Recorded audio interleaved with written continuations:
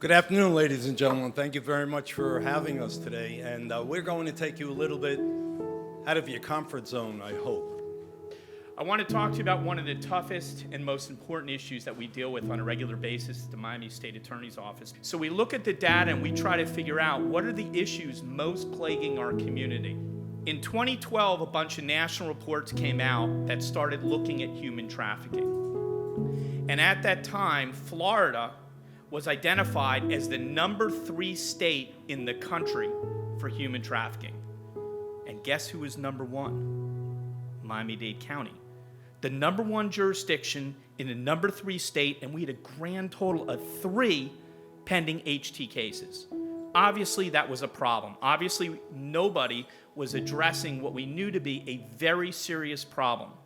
We learned that human trafficking is a $150 billion business, if you want to call it that, worldwide.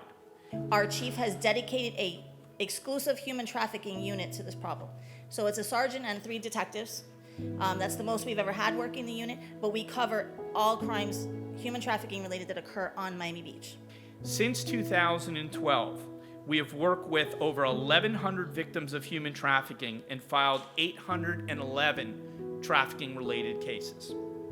That does not take into account the thousands of cases that have been working and not being prosecuted for whatever reason it may be. And that's where law enforcement comes in.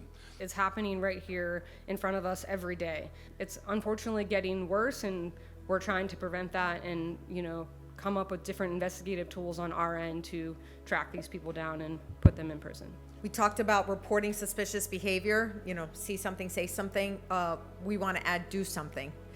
Please, as law enforcement, we have no problem going out and vetting something that turns out to be absolutely nothing.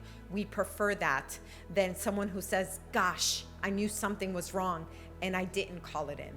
Consider supporting in regards to your local law enforcement or your legislation, as well as your non-government organizations. We help pregnant survivors navigate their life after trafficking. There is a direct correlation between the foster care system and human trafficking survivors.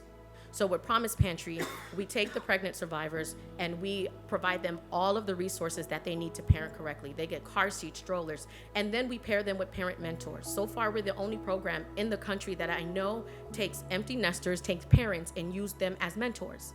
Very few of us could do what detective does here on a daily basis. You got to start watching. Our society right now is turned upside down for a lot of different reasons. It's up to us now to be observant and verbal and participate.